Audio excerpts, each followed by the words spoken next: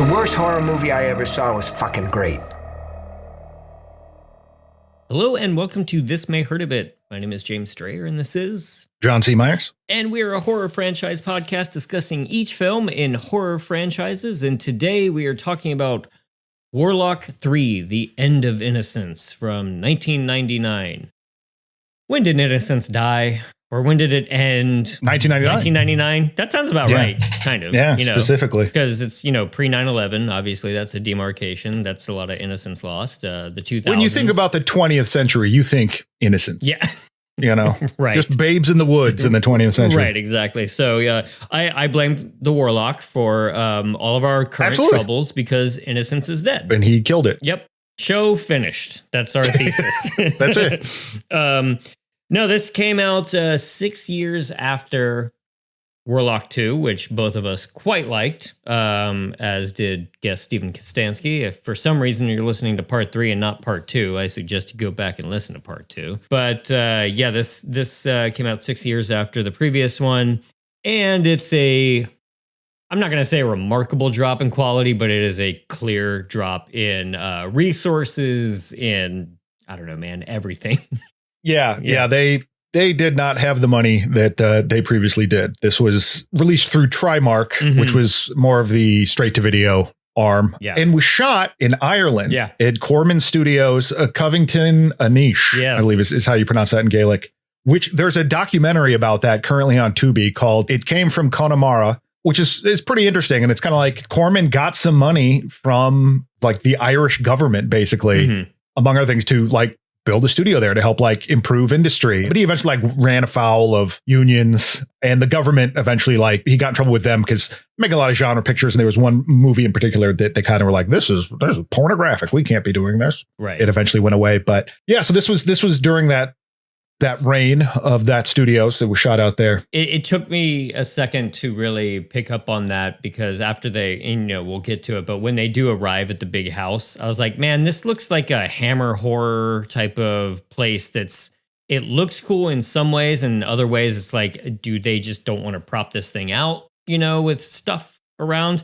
But it had that just like gray slate, flat spaces everywhere that you could see a vampire lady walking down the stairs with a candelabra, And I mean that positively. So I was just like, I don't like the way they shot it. It just didn't have any real like true atmosphere to it, but it looked like a soundstage in kind of a cool way if this was, 1940 or 60 or something. Right. Yeah, it definitely has the same kind of feeling as some of the middle Hellraiser movies in a lot of different ways. And not just because Ashley Laurence is our main character in this one, but just that clear, like straight to video. We don't have a budget. What is lighting? Yeah. Let's write to the budget. I mean, you kind of have to do that because there's not nearly like the cool special effects in part 2 or even part 1. So that this one's more psychological, man. Yeah. Which is what you do when you don't have any money to do cool effects or make it slasher stuff. It's just like, it's in the mind. Yeah, it's just mind games. Yeah, and that's real exciting. But got us a new Warlock. Yes. New actor and new character, I guess. Although that wasn't entirely clear to me. Unless I missed something. I mean, there's no indication that it's ever been the same guy, right? Where, across these movies. Though there might be something in 2 that kind of leans towards that, but still, it's pretty loose. There's at best a loose association between 1 and 2, and the 3 they're just like, well, he's blonde and wears black. Yeah, so it could be the same guy. It seems like it's a different guy. Yes, he doesn't have the same goals. This one's all about finding Satan a wife, which he's just being Satan's bumble, I guess. Right. I don't know. Yeah. I got kicked off Christian Mingle. Yeah. Now I need you to help me out. Swipe right, sacrifice a child. Played by Batman himself, Bruce Payne. It's Bruce Payne is Batman? Bruce Wayne. Bruce Payne. Yeah, get it. Right, I get it. That's like if the Crypt Keeper was talking about Batman. Like it's Bruce Payne. That was a straight to video level joke, Yeah, no, that's fine. Yeah. That's fine. That video, that joke released by Trimark. Exactly. He doesn't have the same sense of humor that Julien Sands does, and obviously part of that's the writing and the directing, but it's also just like Julien Sands could direct, or he could deliver those kind of goofy, fun moments that this guy tries to take just more seriously overall. His tone is a lot darker. Mm-hmm. He's less gleefully malevolent as he is just focused and he's evil. Yeah. He's a little bit more like the part 1 Warlock in that way. Yeah, I guess so. Yeah, he didn't have like the fun one-liners from part 2. Again, as we said, Ashley Laurence from Hellraiser plays our main character, Chris. I did not know she was in this until the movie started up. And that is the only reason I say that is because, look, Ashley Laurence probably did not have the career that maybe she could have, which happens to a lot of people. However, if you're the third installment in a horror franchise from the 80s and 90s, and you have the lead character from one of the biggest franchises in horror history, why not slap her on that box cover, and kind of promote it a little bit more? Yeah, I mean, she is in that, like, she's with the group of the box cover, the poster is Bruce Payne holding a band. I mean, they look like Evanescence in his hands. They look like they're doing a band photo. Right. No, like put her front and center, fighting the Warlock. Yeah, I would have been more excited. I would have been more excited and then subsequently kind of let down. So I was going to say, but I mean, it's at the same time, it's fitting for what her role in this ends up being to have to be like, also Ashley Laurence is in this. Right. And she's perfectly fine in this. Like, nothing against her. No. It's just the character's not that exciting. Right. Yeah. So just as in the first one, did the second one start in the past as well? I can't even remember at this point. The second one does not. Oh, yeah, no, yes, it does. Yeah, no, yeah.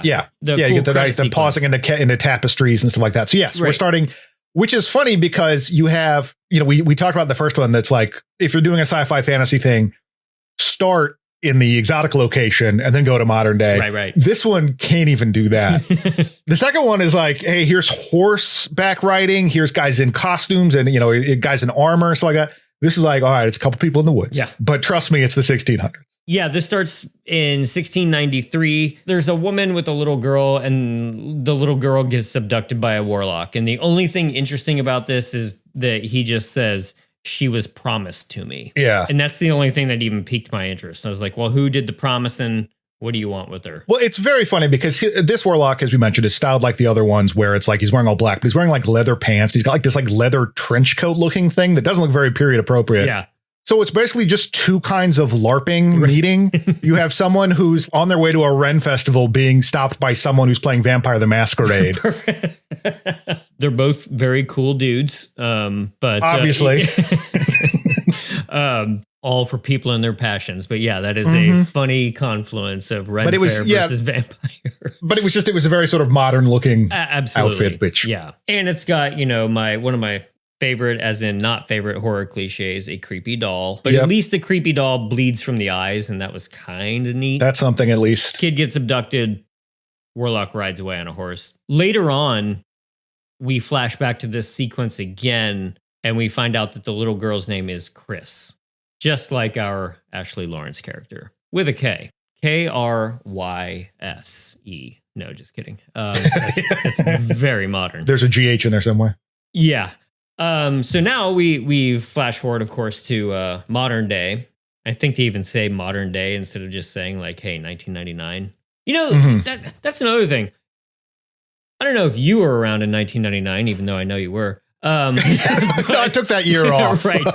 There was this I just stopped existing for that year. I kind of wish, now that we're talking about it, that they would have like wrapped in some sort of Y2K bullshit, because like, that would have been funny. I mean, if you got this going, you're making a Warlock picture in 99 and there could have been some sort of stupid prophecy about 2000. Like I'm kind of curious why they didn't go for that low hanging fruit. I'm going to get on the computer and delete all your emails magically. No, not my cookies. But maybe I would have appreciated that a little bit more.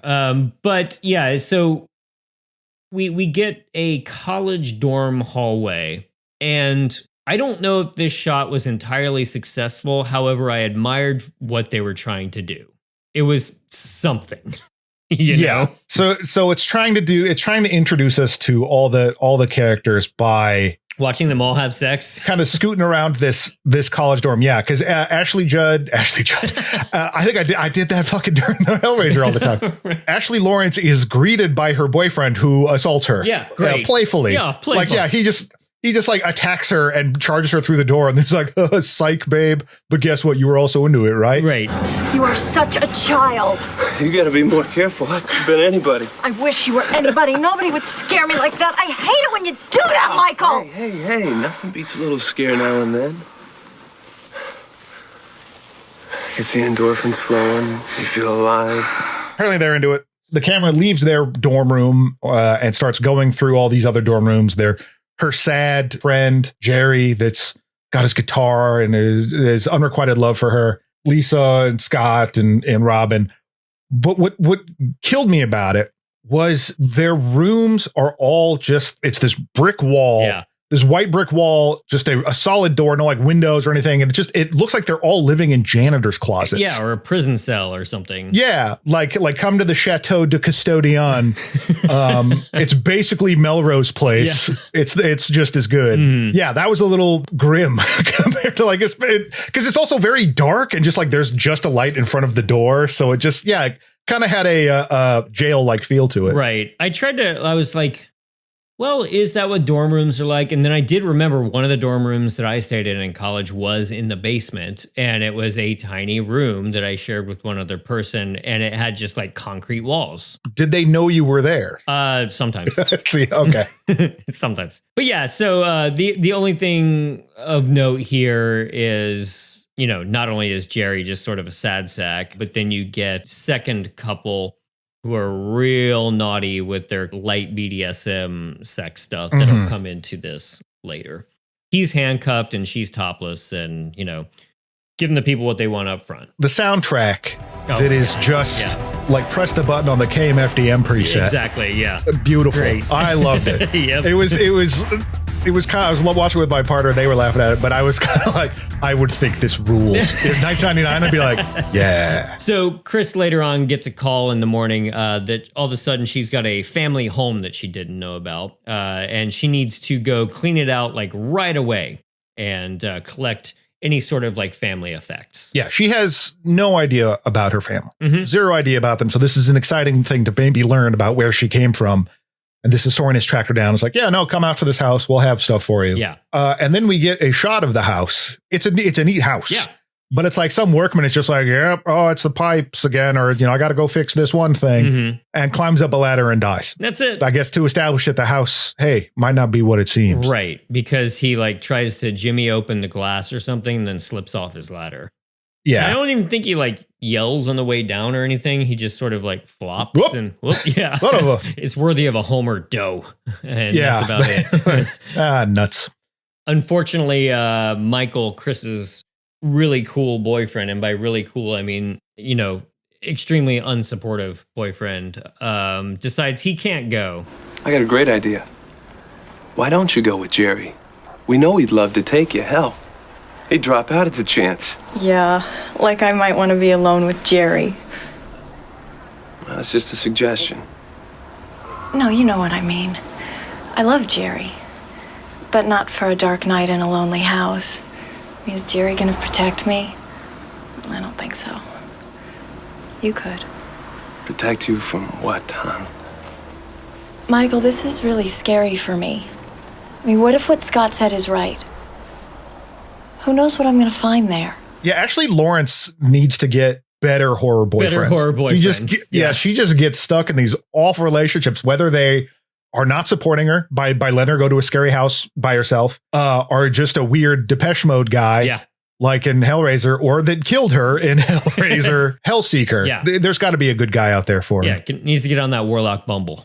So she decides that she's just going to go alone and leave Michael to his studies. And, I don't want to begrudge the way somebody looks necessarily and assume they're a good student, but I just chuckled when this guy was just like doubling and tripling down on how bad he needed to study and do well on his tests instead of going on a cool semi-romantic adventure with his girlfriend. Look at that guy. Well, that was also the excuse of all of them, though. It's like, oh, but finals are coming up and we got to do good. We can't possibly go with you, which is, it seemed like they just don't even really like her. So she drives down a lonely, wet road that is definitely somewhere in the Northeast United States and not Ireland. Absolutely. I mean, that was the most green, beautiful, foggy Irish road, and I wanted to be there immediately. Yep. Yeah. Yeah, and of course, she almost hits someone let their harbinger loose in the road and didn't call her in for dinner, and she's out there. I think that's the sign of how bad the industry was out there, is that your harbingers had to come to the road to meet you. You had to have roadside stuff. You couldn't have a brick and mortar harbinger like in the big fancy Crystal Lake. You had to have a guy stop your car in the middle of the road to warn you. Right, yeah. Go home. There's nothing for you here. No, I know that. I'm looking for the Miller house. Believe me, you don't want to go to that house. Right. Okay. Death's in that house. It's all by design. I'll find it myself. Thanks. It's the, equivalent to like a window washer when you're stopped in traffic, like kind of hoping for some hoping for some cash, like doom saying 25 cents. Yeah. Let me scream at you, please. You need to know all the different ways you could be doomed. Right. So she arrives alone. It's this nice old big house, walks around, and man, for the next 15 minutes, there is zero suspense when they want to be building suspense. And this is just one of those things that, like, I don't know enough about the technical side of filmmaking that maybe I should know, that I couldn't put my finger on what this guy was doing incorrectly that didn't build suspense. But she's still just walking around like a cool old house. Maybe it was the lighting, I think that's it, because it's rather flat. Yeah. She's just kind of wandering around. You get the sense, I mean, Ashley Laurence has said, I'm scared to be out there by myself, to her boyfriend. And he's like, yeah, whatever, you'll be fine. And she does sell that she's kind of nervous walking around there. But yeah, it all just kind of like, it just sort of seems like a house. I wouldn't want to be in a big house by myself, but it doesn't seem like necessarily something evil. Yeah. Until she decides it's like, well, it's nighttime. I'm going to put on my night dress. And hey, I'm looking pretty good. Maybe I'll start doing some sexy time stuff in the mirror. Yeah. To get over my fear, I guess. Yeah. And then when she turns away, like the mirror starts flashing and showing these creepy versions of her, which felt just really flat. Yeah. Because there wasn't anything like she's all like demonic and cut up, but it's doing that like late 90s quick cuts and screams and people's heads moving fast, trying to do that thing. There's no atmosphere to that. So it's just her in the mirror making faces at herself who can't see her. So it doesn't really, not a lot of weight to that. Right. And it's not until she kind of goes to bed that she starts hearing creepy noises, and there's just like a banging and flashing lights and a creepy child's voice that's calling her name, which eventually like she's like, all right, nuts to this, I'm leaving. Yeah. And then runs into all her friends who just showed up. All her friends decided we're forced by Michael to come out and hang out with her. There's not a lot of scares or suspense there. It's just kind of her farting around a house. Yeah. And once again, all of her friends, it's like a scare fake out type of deal, just like with Michael at the beginning, because she's all scared to open up the door, and then like 5 friends stumble in. So they've all decided to actually like, hey, nuts to our exams. Let's go out and see her. There's a little bit where, Jerry sort of walks around smoking a joint, and he sees blood come out of a sink. And there's just something about whenever pot is portrayed in movies out of the 80s and 90s and people full on hallucinate like they're flipping out on acid or something. It's just remarable. It's very funny. Yeah. Instead of just being like, I am sleepy and I would like to listen to reggae. Yes. May I have some Cheez-Its, please? But it's just like that joint must have been laced with PCP. They start this idea that like the sink pipes are kind of banging around, and there's like a hole that starts opening up down there. He's hearing the banging of the sink pipes, and he's like, well, it's the problem. We got like a frozen pipe situation. And he turns and looks, and like the friends are all like in another room. And he kind of has this reaction like, well, I shouldn't bother them. Yeah. Like it's this very, I think the idea is that it's supposed to be that he's the outcast of the group, and he feels, but it doesn't read. It just seems like I'd have to walk back that way. Although with the weed, that might explain that. Yeah. But yeah, he's like, well, there's something going on with this pipe. I'll touch a wrench to it. I won't unscrew the pipe. I'll just touch a wrench to it, and it explodes magically, and then some goop goes flying up the wall. Oh, this is some good shit. That's the extent of my plumbing knowledge. Like, you know, if something is banging around in the pipes, I just kind of take a wrench and tap on it. And I'm like, well, got to call a professional. Like, this is beyond me. Well, now you have a good reason to. Like, there's probably a warlock in there. I don't want to mess with that. But I was enjoying that this plumbing scene occurred after, I believe it's after the cleaning up montage. I love this montage. They put on some hip rock music and let's go over and help our friend Dust. Yeah. And it's just like this generic. Well, again, we talked about this in reference to like this one seeming like it was going to be like Wishmaster 3. The Wishmaster 3 also had like a really crappy 90s rock thing going. You know, late 90s rock, little montage. And it's like, okay, yeah, I guess this is just what we do during this time. Luckily, they didn't do the thing of just like, we're getting goofy with the cleaning supplies, like poking each other with a feather duster or something. But like, it made me laugh so hard, the final shot of that montage, because it just looked like the Friends from the 90s. You know, like one girl is leaned back into the other guy's arms. Jerry can't put down his guitar, so he has to be strumming while they're clearly, you know, blocking wise, like stuffed all together to make it into this shot. Coming this Thursdays at 8. Yes. Warlock 3. Yeah. Oh, man, that made me laugh. But yeah, everybody kind of beds down for the night. There's one moment that I did genuinely think was kind of neat right here, which is as everybody's going to bed, and we'll get into Robin in just a minute, but sitting at the edge of Chris's bed is just the Warlock, like crouching, looking at her. Yes. And it was goofy at first, but then I just started thinking of those old like medieval paintings of the devil, like crouching and looking at his prey. And I was like, It looks goofy, but there's an atmosphere to it. I wish it was lit a little bit better, but it still worked for me. If it was maybe like the blocking was a little bit better, because you only see the side of him, and so it kind of looks like he's got like a karate hand. Oh, true. He's like, if she wakes up, I'm gonna show her my kung fu. Yeah. But it was a neat idea. I don't think how they did it worked out that well. But yeah, we haven't really talked about Robin too much. Mm-hmm. Robin is their friend. She's vegan. Did you know she's vegan or vegetarian? She's vegan, by the way. Yes. Yeah. I love 90s movies that look, people do this, but at the same time, this is such an old joke that is so exhausting at this point. Right. Yeah. But she's a witch. Yeah. And she is doing like when we're introduced to her at that initial dorm room jail cell montage, she's using tarot cards. Mm-hmm. And in this, she's surrounded by candles and is doing some kind of incantation, which I don't understand because she's like blessing the entire world except for where she is. Everything above here is sacred. Everything below here is sacred. Everything east of here is sacred.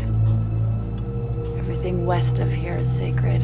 So I don't know if that is like a spell of protection for the world, or if it's like everything this way sacred, all this place sacred, except for right here. Now I can get down to business for the wacky stuff I plan to do. Right. Pull the danger unto me, please. Mm-hmm. You know, over the course of the movie, she's playing with crystals. She's lighting candles. You know, she's the mystical one. She's the first one to figure out that when things start to go wrong, that something might be going wrong. Yeah. Wears short skirts and tall boots. The next day, they're all getting up and gonna have breakfast. And again, this feels like a very 90s thing when she's like, "Oh, coffee." Yeah. I was like, you guys did not even party that hard last night. Like, you just sort of hung around and had dinner. Yeah, you're like, oh man, what a was some good night. spaghetti. But yeah, that one actress did seem like she was acting like she was just like, oh man, what a night. And everybody else is just sort of like, you want pancakes? So yeah, we dusted and then had a beer. Okay, that sounds like my nights these days. But that could be a lot, depending. But what I love here is that so they're hanging out, and then there's a knock on the door, mm-hmm. and it is the historian, Mr. Butterfield. And what I love is that she opens the door and it's like, oh, hello, and he's basically like, hi, I'm the historian. You could see me, but we don't have money for another setup. Yeah. So we're just going to wait until I walk into the room. I don't want to critique this thing for what it's not, but it's just like, you could have had him like just knock on the door and enter. Yeah. You know what I mean? Or something or whatever. But it's like the fact that they have this conversation and she's just like looking out the door doesn't really build tension. Because it's not like we know that the Warlock's around. It's like, oh, but is this the Warlock? Sure. Oh, no, it's just a guy. Yeah. So it's really just sort of awkward. But then he eventually comes in and lays out what's going on. Yeah. Let the old guy in. Just be kind. If you're cold, he's cold. Right. Let the old Irishman in. And another great thing about this is because they're in the foreground and the group is all in the background having dinner. and her boyfriend comes up. And I think it's supposed to read like, again, like, oh, I'm actually going to protect you. What's this about? But it really plays off much more like, hey guys, just thought I should be in this scene too. Okay, bye. Came to bring you some papers to sign. Permission to take some things off the premises, that kind of thing. Who is it, Chris? It's the historian. The phone call? Can you tell me about my family? You want some pancakes? How you doing? I need to spend some time with Mr. Butterfield, so I'll be with you in a minute. Sure. No problem. Don't forget about me. I'm contractually obligated. Bye. And there's another knock at the door. And it's the Warlock. Chris, this is Philip. He says he needs to talk to you. He's an architect with a particular interest in old houses. I've admired the house for some time, and I couldn't believe my good fortune that the Miller house was finally open and the owner home, no less. Covington, like most architects, he's a warlock underneath. Right. That is the common disguise of a warlock these days, architects. Well, because they all wear leather pants too. So that's right. That's helpful to just blend in. Yeah. And from here on out, it just starts to me, and we'll get to a lot of it later, but like just this kind of fatal flaw of this movie that I think it's just so funny that Warlock is just hanging out with everybody for the entire movie. And there's so many little moments where I'm like, why are you here? Like, why does he get another guest room? Like, again, I understand this is a budget constraint. All the characters have to be in the house the entire time. But my goodness, like, I was just like 20 minutes later in the movie, it's like, why is the Warlock still here? Yeah, their explanation for him still being around really doesn't work because, yeah, he claims he's an architect and he's, just these old houses. I like looking at them. This is great. Leaves. I forget why she goes to another room, she gets called to another room for some reason. And then the historian's like, so what's your deal? Why are you here? And the only person that has a modicum of sensibility about this. I didn't catch your name, sir. I wonder if you could tell me your business here? I'll need those letters. For her eyes only, I'm afraid. In a moment. How did you know about those letters? The historian has some letters that might give up his whole game. We don't know what that is yet, but he does. Nope. And he needs those letters. So he rips out the guy's throat, Roadhouse style, then burns the letters. And when Chris comes back in, he's like, oh, the guy left. He said he had to go because there's a storm brewing and he wanted to get in before this storm. And the letters just had vague things like very specific statements. Like that line was very weird to me where he's just like, they said vague things like the wheelbarrow is broken. We need a new one. That's not vague. That's a specific statement about a wheelbarrow. Specific. Like what? But just to throw off the trail, there might've been anything interesting in there. Right. But the body's also gone. There's no sign that he's dead, just a spot of blood that the Warlock covers up. And then Chris is like, well, hey, yeah, there's a storm happening. Why don't you hang around at least till the storm lets up? Because he's a charming, handsome guy. Like, sure. Yeah. Mm-hmm. But then he just hangs around forever. Yes. But that's because the movie treats time passing very strangely, where it's like people just like leave and take naps. Yeah. And all this other stuff that just, it feels like more time is passing than it is. And again, no one's going, why is this guy still here? Yeah. Like there's also not a lot of sounds of rain and stuff like that. So it's not like it's a really bad storm. Totally. There's no moment when they're like, sitting by the fire, waiting out the storm together or something to that effect. But then when they finally all sit down to dinner for the first time, because I think when the first time it made me laugh in frustration. And then definitely the second time I was like, why are you still here? Why? And maybe I was just bringing the first two movies into this third movie, just going like, you guys know that's a Warlock, right? He's just like sitting there having dinner at the edge of the table holding court. But weird things keep happening. Yeah. And they never go like, well, it couldn't be the stranger. Yeah. That has anything to do with this. And he starts to like raise suspicions because he's kind of getting into everyone's business. Yeah. Like and asking them questions and asking specifically about Chris. The only person that really starts noticing that this is Robin. You guys, that man, the architect, has been talking with you. Yeah, Philip is cool, don't you think? Did he ask you about Chris? Yeah, so? I don't like this. What? You don't like what? His snooping around, the questions. Have you ever noticed the way he watches us? Jesus, Robin, chill. He's an architect, right? He's talking to all of them, like when Michael's cleaning up, he's like talking to Michael about his dad, which is weird. Like, it's just, I just met you. Yeah. As this is happening, we get a flashback to what happened before, where he's got Chris, he's got the young girl, Chris, in his lair, which is underground somewhere. And he's like, I'm going to stab you and give Satan a wife. And then Chris's mom shows up. The Warlock goes, ah, and then the next thing you know, Chris is like walling him in. There's a real weird ellipse there where it's unclear what happened entirely. She's just like, she grabs a little girl and the Warlock's like, well, I can't possibly give chase. Yeah. You know, in the way it was shot, at first I thought she was walling herself in for some reason. And then I was like, oh, it must be the reverse, because why would she do that? Right. But still didn't make sense. Yeah. Because it's like, I'm unclear what happened. Okay, I guess he's been down there this whole time. I don't know. But that's when stuff really kind of starts. He starts getting a little bit more malevolent after that, trying to get Jerry. He's like, oh, I know that you really love Chris, your unrequited love for Chris.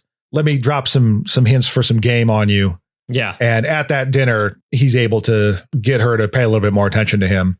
Right. And so in thanks, he gives the Warlock a song he wrote about Chris. Which every guy wants. You know, I'm just like, I don't want to read your song. Yeah. You know. But it's also like the only copy, like it's written down. It's like, you don't want to keep that, man? But no, this guy got a girl to look at me. So whatever he wants, man. Yes. Yeah.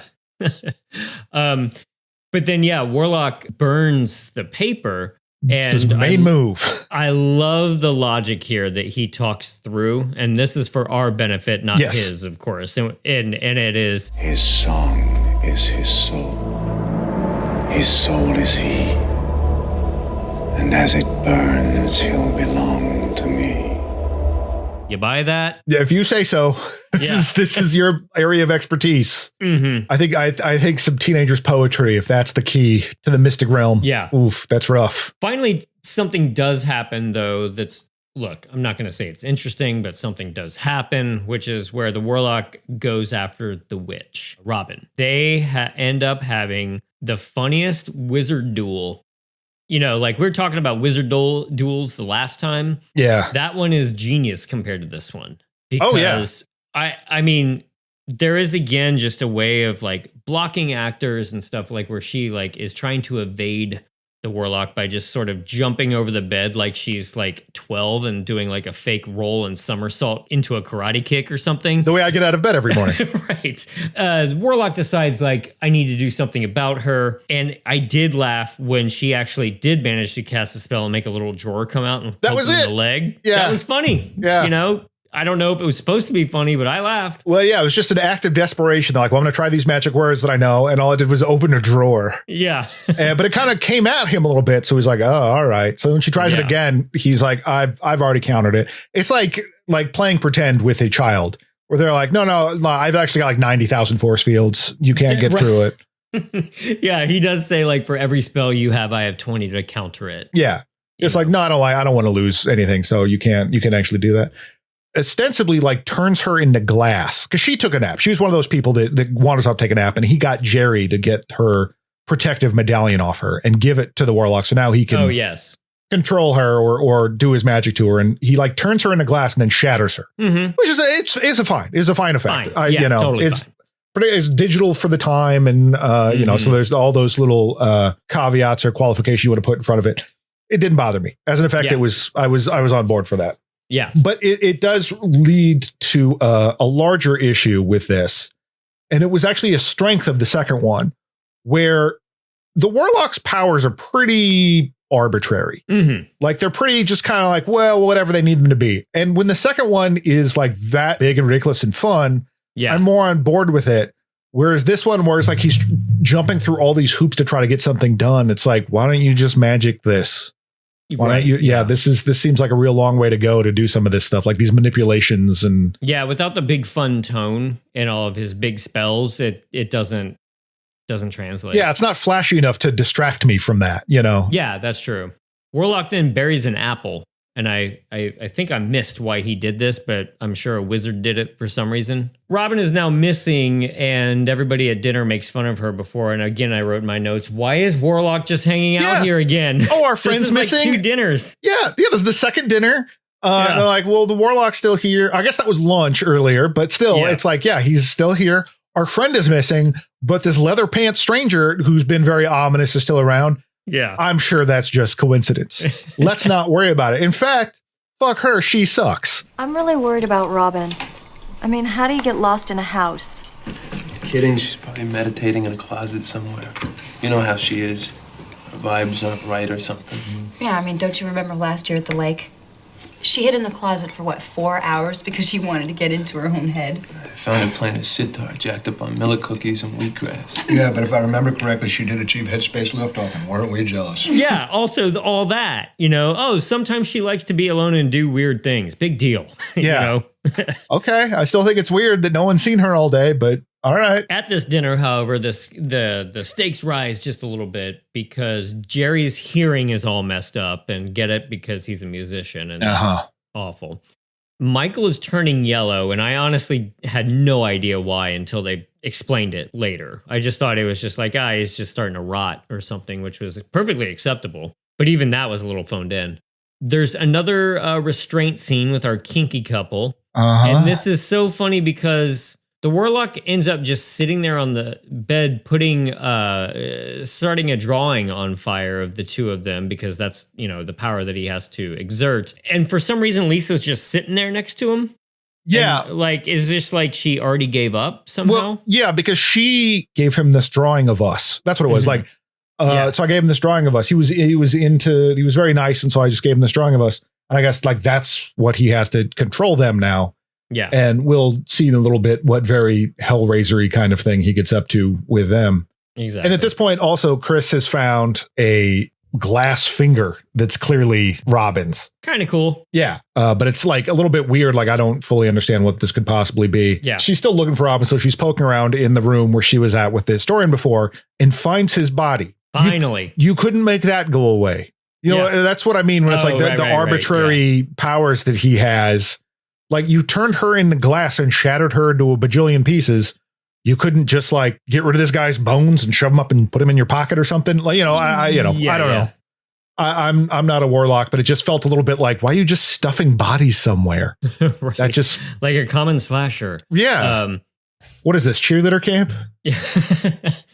She finds a letter though, and this made me laugh because I was like, they can't be serious that this is the line that they're going with. But I made a horrible mistake. I didn't kill the evil. And only now do I know the only true way to kill the Warlock is to... As to what? She's like, then it's gone. And so they literally just go up to that moment and she's frustrated that she doesn't have, the exact piece of information that she needs.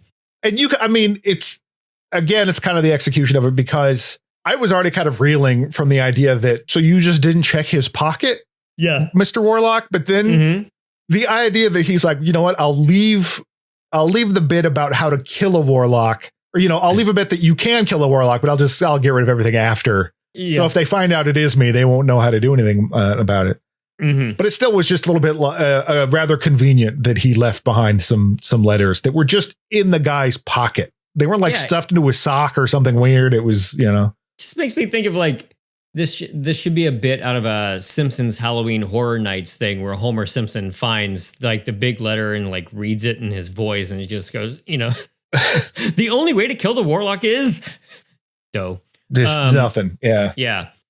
Okay. So Lisa and her guy are being Hellraisered and get some BDSM hell shots going here. And this is one of those, I get what you were going for, y'all. And I'm sure that you were very excited about this, but the least you could have done is just cover him in blood. Yeah, you could have gooped him up a little bit, because she has confronted the Warlock now, and it's like, okay, well, I know Chris has confronted the Warlock. It's like, I know what this is about. Yeah, you're a bad guy. Get out of here. And he's giving a speech about his machinations. And he opens this door revealing that, that he's put them in this very Hellraiser meets Saw kind of thing where they're in this fire room and the guy is all, he's like hung up from piercings on himself and the girl is in some crazy contraption. And again, it's doing that very 90s, like quick cut, some close-ups like that. But they keep showing her, the girl Lisa, and she just looks bored some of the time. And it's like, why did you choose more naked? Yeah, why did you choose that shot? Why not have her like writhe in agony and just be like, yep, here I am. I'm just kind of waiting to die. The idea is that he's torturing these people so that they'll go, yes, we'll give her to you. Right. So that's the whole crux here. Like, so I understand this idea of giving the Warlock an item, a trinket that lets him grant power over you. This is a whole damn person. Yeah. Like with, agency and that kind of thing that you could, that just everyone else going like, yeah, no, this person that I'm just friends with, you can have them. If there was like a blood relative or something, or like, even if she was married, or some kind of ritualistic, these were just people she knows. Yeah, right. Yeah, this was very ham-handedly handled. Yeah. And then we get another bit where Jerry is full on going deaf, and Michael, his fate is that he is turning into his father, who is dead. Right. So he's turning into his father's corpse because he didn't want to be like his father earlier on. This is his great, wish mastery kind of like fear. Michael won't give her up because, boyfriend code or something. Chris is banging a hole in the wall and, she finally ends up like making it outside.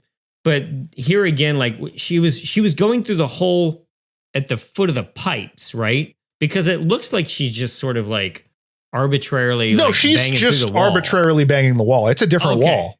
Gotcha. So that's even dumber. Yeah. And I did notice, like, once she gets outside and starts running around, after watching gray drab walls all the time, like, it was effective to see the green of being outside. But at the same time, there's like no horror there. It's very nice. And it's in fact like the footage is very soft. Like it has very soft lighting, like that it is safe, that she did make it out. But at the same time, she's running and looking scared. And the movie's still treating it like she's in the middle of a pursuit. Yeah. And that juxtaposition doesn't really work very well. And it also just kind of feels like it's padding it out because it goes on a very long time. It goes on a long time, and we get some like fake Dead Can Dance-esque music in the background. But then it turns out that she doesn't even make it out.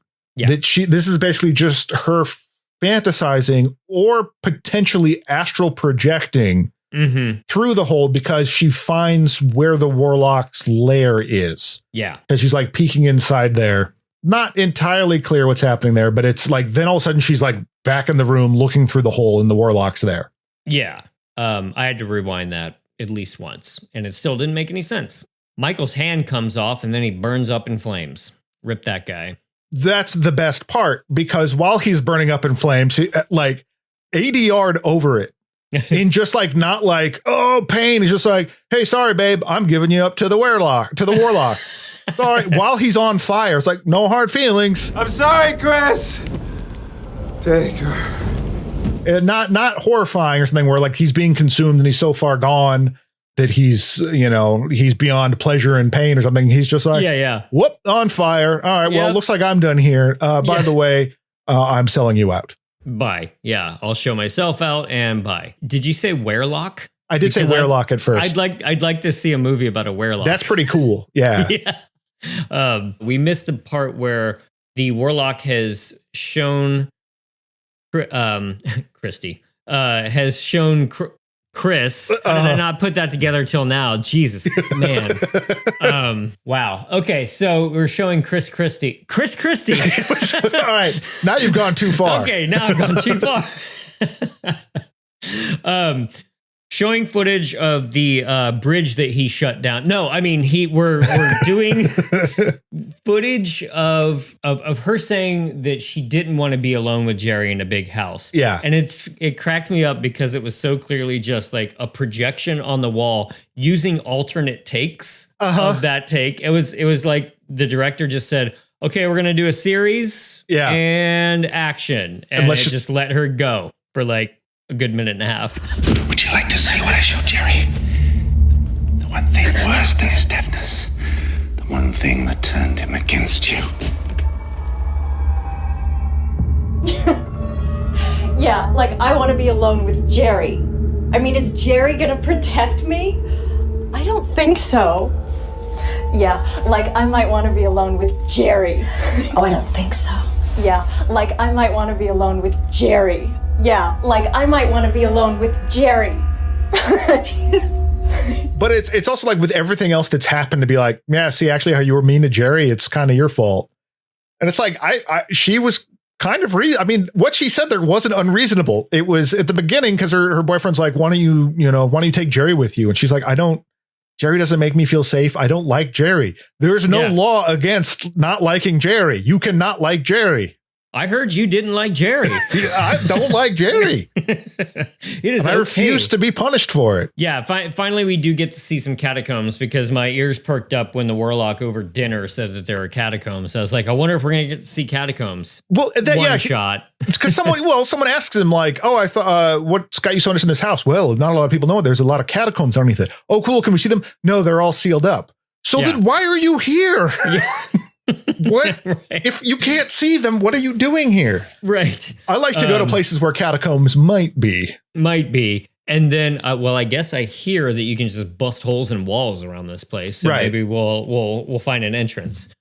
This is also a little bit embarrassing because we cut to like Chris is tied down, like she's lashed down with like leather straps, kind of like ritualistic style. Just as Warlock is about to stab her with a knife, ritualistically, she manages to get herself loose and avoid getting stabbed just because I guess he's not good at tying a good sailor knot or something. Yeah, he's out of practice. They do the whole like run around the little dais thing, avoiding each other. She crawls out through the hole in the wall and finds a doll. And for some reason that scares him. Yes. She shoves him with it and he falls into a pool of blood and then she just bonks him on the head. I think with the doll. No, with a log. She Pam Springsteen's him. Yeah, I was just going to say. Right? Yes. But then, he yells, you don't have the power. I guess it was kind of cool when he like falls back into a pool of blood. So they were trying to do something there. Yeah, that was neat. But like, he emerges and is like, you don't have the power. And then he's bilocates and he's kind of clean again. It's like, you know, I can understand not wanting to constantly spend your entire day covered in blood, and blood is fake blood is an expense. But it was a little bit of a letdown that like, all of a sudden this guy was like super menacing is now just back to, and Bruce Payne does a fine job. I'm not trying to knock on Bruce Payne. Yeah. He's not, it's a different character than Julien Sands. I prefer my Julien Sands Warlock, but for being a more menacing, almost erudite guy, I like Bruce Payne fine. She tries to stab him, just ain't working. Somehow there's a hidden dagger in the doll. So she stabs the doll. No, maybe she doesn't stab the doll, but like she stabs the doll to cut into the doll. Cuts into the doll. She used her big dagger to get a little dagger. To get the little magic dagger that was in the doll and then kills him. Yeah. Really not clear any of this. So, I mean, I guess the idea is that Chris is indeed that little girl or somehow related to her in some fashion. I guess is somehow magical, that her mom was somehow magical or something. Yeah. But I don't know how she knew the knife was in the doll or what the doll had to do with anything. So if anyone knows anything, I'm happy to hear it. But yeah, then she kills him with doll knife. And I guess that's fine. And but let us not forget that he then puts on a funny white goat costume and rides around. Yeah. That was unfortunate. Because I like the idea of it, that he is somehow like being a servant of Satan, that he's somehow more than human. Yeah. And he's like this creepy goat thing that has like these bulgy eyes. But it was like, it was just way too clean looking. And it just, seemed way more like guy in suit than like transformation or real form. Like you could have mucked him up a bit, particularly because he's dying. You know what I mean? Having it be like bright and white and just kind of bug-eyed goat. Yeah. Goop that thing up. And it went on for a while, and I went from liking it very quickly to not liking it. Yeah. To this could almost be good to this is still going on. Right. I think we're seeing too much of it is the other thing. Yeah. Right. And then it just does one of those cuts to, and this happens especially a lot of like 90s movies. I have a feeling we're going to see endings kind of like this in like, I don't know why I'm thinking of this, but like the 90s Halloween movies when we get around to those. But it just sort of cracks me up after like your final girl has been through a horrific ordeal. 5 of her friends have been brutally and supernaturally murdered. She puts on her bag, straightens her coat, kind of smiles to herself like, yeah, the world's going to be okay. I'm going to do it for myself from now on. Yeah. And just struts out. Yeah. Like I woke up, I have this book of magic now and I'm, she reads the tarot card. It's like, oh, you're, I think it's for strength or something like that. She's like, oh, you're great. It's like, you know what? I am. I'm going to go have an eat, pray, love adventure. Yeah, sure. These people died, but they didn't really like me. So I guess that's fine. I don't know. Yeah, it is very much like, oh, well, can't make an omelet without breaking some eggs. And sometimes those eggs are your friends. I don't expect everybody to be Sally Hardesty or anything, but it's just that walking out almost empowered after going through that immediately is just weird. Like it kind of gross. It makes more sense for Kirsty in Hellraiser to have that versus Chris in this. Because although her dad died, her dad was already gone. Yeah. And she was beset by these forces of evil. But this is you kind of barely did anything. And a lot of stuff happened you didn't understand. And then a bunch of your friends died and you are kind of left with more questions. I don't know. Also, I think just the body count's higher. So that's maybe my problem with it. And it's a lot more like Innocence died rather than in Hellraiser, where it was just her dad, who was a wiener. And so she probably, on some level went like, well, this isn't my boyfriend and 4 friends. Yes. Yeah. Speaking of body count, let's honor our dead.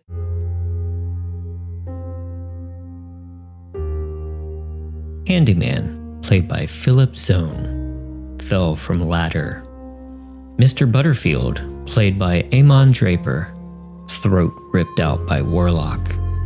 Robin, played by Boti Bliss, turned to glass sculpture, shattered. Jerry, played by Jan Schweizerman, burst into flames. Lisa, played by Angel Boris Reed, tortured and burst into flames. Scott, played by Rick Hurst, hung by nipples, tortured, burst into flames. Michael, played by Paul Francis, hand torn off, burst into flames. Warlock, played by Bruce Payne, stabbed with baby dagger, turned back into Goat Man. So I don't know, does this movie deserve a 3.9 on IMDb? I don't know necessarily if it's that bad. I mean, I had fun talking about it. I looking back on it, I can pick out the goofy stuff that was kind of fun. Yeah. But it's not abysmal. It's not offensive in any way. It's just sort of there. Yeah. I guess, it just... And it was goofy enough to get a few laughs out of, because I will remember Warlock sitting at the front of that table forever now. And I again, man of simple taste, sometimes that's just funny to me. And just, who are you? Just leave. Just leave. But I don't know. It's hard after part 2 to drop this low into, I don't know, just kind of mediocrity. Yeah, I think I'm a little bit nicer to it simply from the sludge that we have dealt with in the past. That's true. It's largely inoffensive. It's just stupid and unnecessary. Mm-hmm. Yeah, I guess it's a Warlock movie. I guess it feels like it's just a haunted house movie that you could have made a little. You just kind of put a wizard in it that just shows up and hangs around for some reason. Yeah, has dinner with you. It wasn't insulting. It wasn't as low as I said, some of the stuff we've watched. I don't know. It's hard to have a strong opinion about it one way or the other, but it's right. But at the same time, I think giving it a 5 out of 10, I don't like to give number ratings things generally anyway, but even giving it a 5 out of 10 or 2.5 stars is that's too much. Yeah. I'm going to forget about it pretty soon. So it's not really worth thinking about. Right. Yeah. I mean, if you come this far, watch it. Yeah. It's no 2. Right. Yeah. After those dizzying highs of 2, and 1 and 2 were fun. This one was just hanging around. Sort of. Yeah. Just kind of hanging around like you're on a weekend trip with your friends, not doing anything. Yeah. Occasionally taking a nap. Yeah, I guess. All right, everyone. What did you think of part 3? Was it, did you find it as insufferable and bad as some people? Anything you liked out of it? Did you like the 90s soundtrack? I don't know. Do you want to have dinner with the Warlock? I'm starting to come around to that, actually. When I put it like that. It would have to be buffet style, because if you give him a plate, would that be you giving him something? Or if you're like, oh, just the food's over there, help yourself. Yeah, you get it. Yeah. Yeah. That's like the next level of like inviting a vampire in. It's just like, oh, I got to give you something. I got to get around that. You know, like, no, I'm not going to hand you that glass of water. Yeah. You know? Or you, like, you order in and make it the delivery guy's problem. Right. Yeah. Another problem with DoorDash. Yeah. I might get Warlocked. All right, everyone. That's going to do it for Warlock. Quick 3. It's kind of nice after those long ones to breeze through some of these other ones. But we'll be thinking about what to do next, especially as we barrel right into October. As always, speak up if there's a series that you want us to kind of go over, especially if you're a Patreon subscriber. We'll take you more seriously. No, that's not true. We don't respect you at all. We've got a couple on the potential plate, but that I will hand to John from a Warlock to look at. But got a few ideas, and we'll let you know next week when we do our Warlock wrap up, as is the tradition. So until then, you can find us on This May Hurt a Bit Pod on Instagram, Hurt a Bit Pod on YouTube, and you can email us at thismayhurtabitpod@gmail.com, or you can find me on Blue Sky, where I futz around on sometimes at James Strayer. So until then, good night. Good night. This has been a Caretaker Press production. It was produced by James Strayer and edited by John C. Myers. Logo by Ethan Kimberling and music by Michael Arthur Holloway, who you can find on Bandcamp.